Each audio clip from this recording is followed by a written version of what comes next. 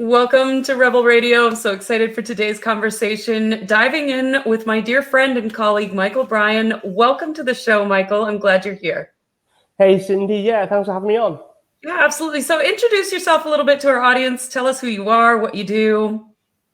Well, my main focus right now is on my podcast. So I spend a lot of my time behind the scenes with the show, like talking to people like yourself and meeting people and trying to use the show to help people. Is kind of what I've encouraged myself to do.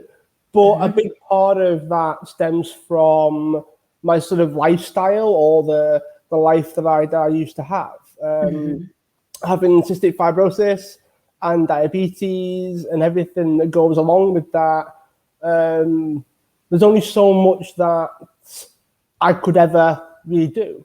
You know, I couldn't do your typical job. I had too much to focus on, too much responsibility, I guess, to myself. You know, there's things I have to do every day. If someone wants me at work at like 8:30 in the morning, that's going to be tough. I'm not going to be functional at 8:30 in the morning. Right. So it just didn't. It was a bit of a prejudgment, but it didn't feel like I could actually physically manage it. And all reports of friends being like drained at the end of the day, and it was like I can't afford to be that tired. So I've got to wake up and do it all over again. It doesn't really amount to much, you know, and then I'm wearing myself out for the sake of, you know, not a lot in return for it. So I knew that the unconventional path was the path. That was my thing. That was my sort of way of life from a fairly early age, to be fair. And I started my first business ever was actually tennis coaching. That was the first thing that I ever did. And then it was personal training, which then spurred me on to do the online stuff, because that was when, I don't know why, but that was when Snapchat was popular. Something tweaked in my brain, because they did the, not VR, but they did like AR, right? Like you could be in the right, they had like stickers that you could put on the pictures that weren't actually there, right? So it made me think, what if, and then that was when like VR goggles were pretty new as well. It was like, personal training is not going to exist in 10 years. I need to do this online thing. Technology's taking over. You know? So I sort of not pioneered the whole online personal training, but I knew that if I kept up to date with the way technology was going, that I could figure out how to be like the personal trainer in the room with like your sunglasses on. You know, I was picturing myself being like, why do I want to deliver fitness classes when you could do it from home? So weird. So that was many years ago, and obviously we're still not there yet. But I've also moved on from the health training and the personal training, and sort of moved on as I've grown as a person and explored new areas and working on myself as well. You sort of grow away from stuff. You will find yourself being, well, not so much that, but you feel pulled towards certain things. And eventually you inevitably go, well, I haven't got the energy to do everything. I have to pick. So eventually you start adding balls, if you will. It means you've got to drop some. You've got no choice. And eventually the personal training was dropped. Right. It just sort of spurred on from there. But the podcast is the thing that stayed around for longer than 12 months. Because a lot of the experiments didn't last longer than 12 months. Right. It was try it, test it. And it was like, not quite, I'll try something else. But the podcast is what stayed true for over 3 years now. So I sort of decided to commit more to that, maybe about 6 to 12 months ago. And right now, I've never looked back since. So now I help others do the same. I help others increase their sort of confidence levels, put themselves out there more, be more visible. And I'm putting together something to help people launch podcasts as well. So there's a lot that's been happening over the last couple of years. It's been pretty crazy. And we were talking before we went live about the book that I authored. It became a bestseller. So everything's been crazy over the past sort of 12 months, which I have to put down to the pandemic, to be fair. I've had lots of spare time.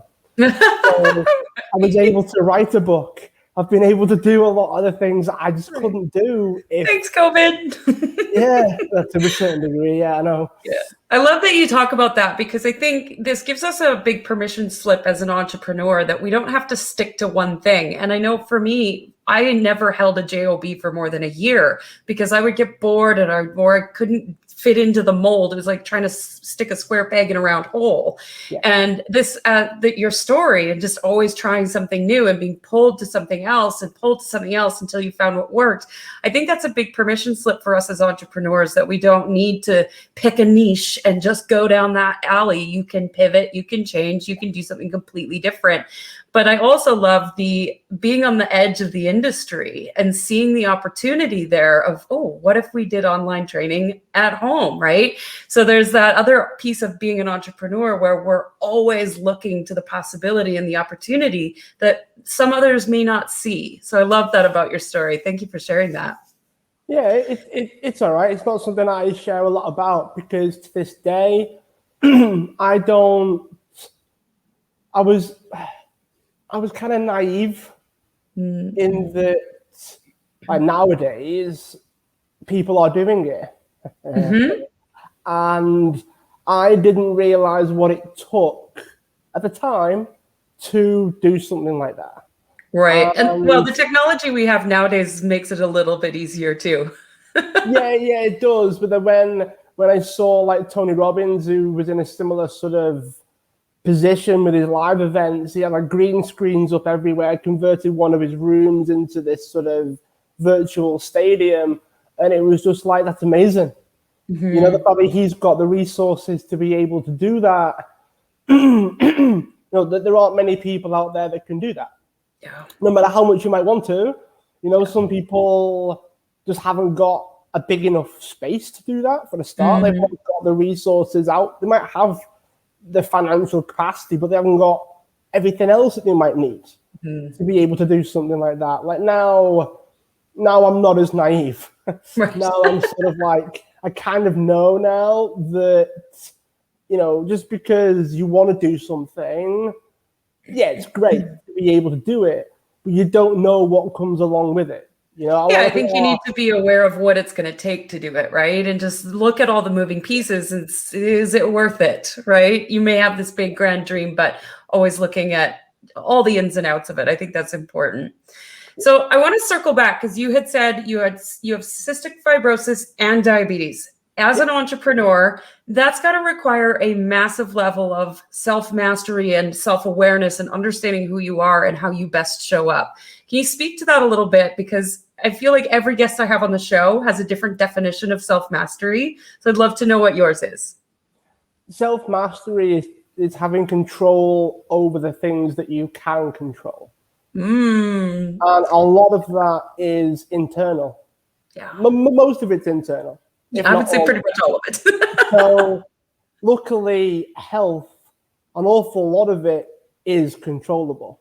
You can control what you eat. Yeah. You can control how much exercise you do within reason. If you work full time, you're always tired, you're never going to be able to do what I was able to do. Right. Yeah. Now I'm busier. I couldn't do what I was used to be able to do. Because this is the thing, and it's something that I actually experimented at opposite ends of the spectrum. Meaning, I was a personal trainer and a tennis coach that worked and almost lived in the gym. Because the gym that I worked at was a 24/7 gym. So if I wanted to work out 5 times a day, I did, and I could. Right. That's more than a lot of people get in a week. Yeah. And I was able to do it in a day. And then I would you've lost weight, Mike. Well, yeah. Because I live a very active lifestyle. if I'm not teaching classes where I take part because I'm a dafty. I take part, doing my own training or training clients, or my second job was playing tennis. So you were very active. And plus, because of the amount that I was earning per sort of client, I could put some away for food. Mm-hmm. And the gym was on like a leisure complex with like restaurants and cinemas and all kinds of stuff. There was a Nando's, right? And I'm sat there going, oh, chicken, I don't have to cook it. This is amazing. So, like, I can't cook to save my life. So I could eat very well as well. And my daily budget was based on how many clients I had. Right. So if you get to pick and choose what you do and how you show up every day and pick your hours. You get to pick everything, right? I love that about being an entrepreneur. So if I had like 3 clients at say like £30 an hour, I could eat like 15, £20 worth, which was a lot. It's a lot when you only need to eat like 2 meals, maybe 3 at the most, because I'd never go out before having breakfast. So that's breakfast taken care of. So, and then if you train 5 times a day, you haven't got time to eat. So, yeah, I was training rather than eating. I was like, I'm a bit tired, feel a bit lazy. I can eat or I can train. Let's go and do the gym instead. So it was, but that was, I used to do that. I used to teach classes, do my own training, play tennis. Then the tennis club that I was at was a David Lloyd, which meant there was a swimming pool there. There was like your saunas and your steam room. So I'd go to the sauna before my tennis clients. Right. It was like, when you think of self-mastery, it's controlling what you can control and doing the best you can with it. Yeah. But I would be early for my clients on purpose, so then I could A, not be stressed out, B, if I could, go into the sauna and steam room to relax after the gym session that I did, because can't afford to be too sore, otherwise you can't then work. Right. So it was, I had the whole system built around, if I can control it and I can have the maximum amount of influence over my life and how I live and how I do my sort of health-based stuff, then I do. So it's not just about realizing that you have the control, it's exercising that control. Yeah, I love that too, because I mean, there's probably a lot of our listeners have, there's health issues that rise up all the time. And when you have that space and that ability to be able to choose your schedule and work around any physical ailments you might have, I think that's really powerful as an entrepreneur to be able to step into that, because the 9-to-5 job doesn't really support that ability to be able to fit those things in that are so important for your health. And I think that's really important for us to be able to take responsibility for our own health. Yeah, absolutely. I mean, there are ways that you can do it. I know, because I've had to work with people that have regular jobs. And eventually, the reason why I shifted to the opposite end of the spectrum, I do a bit every day now. So I'm active, but I don't train at a gym anymore. Right. So I've got weights at home. I go for walks. I go for a run maybe once every couple of weeks. I've got weights. I don't have a car, so walking is also my transport. And I'm active, but I'm not in the gym beating my body up to pieces. Right. Which is also a level of self-mastery too, right? It's like from one extreme to the next, finding that balance and that harmony. I love that. Yeah, it almost feels like I've retired.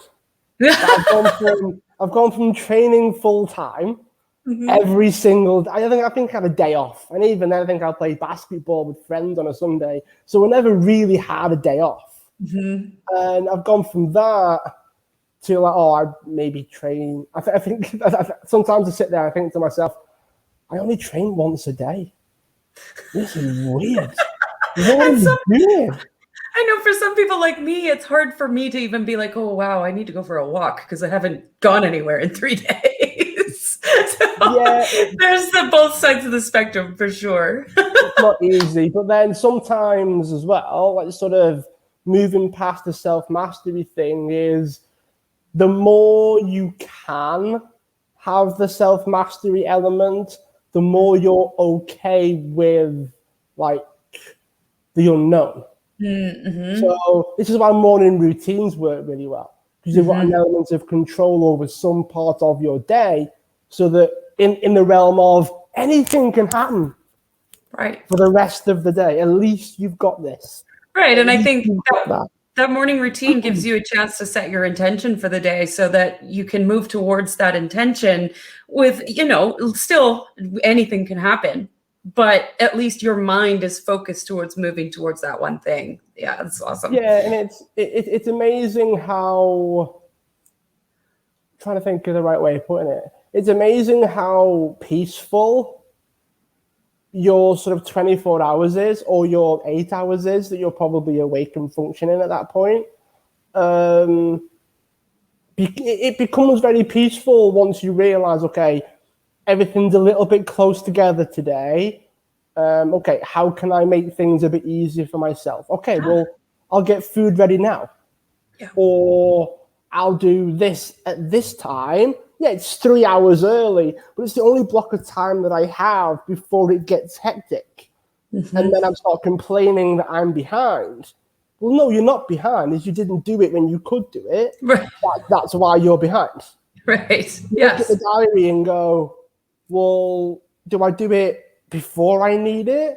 Or do I run around like a raving lunatic because I didn't decide to do it when I could have done it, where now I'm 10 minutes late for all of my meetings or appointments or whatever it is because I chose to not look at my diary ahead of time? Yeah, it's a choice. It's a choice. Yeah, and setting yourself up for success. Okay, this is what my day looks like. These are all the things I need to get done. How am I going to space that out so that I don't become a raving lunatic, as you say? I love that. I know that.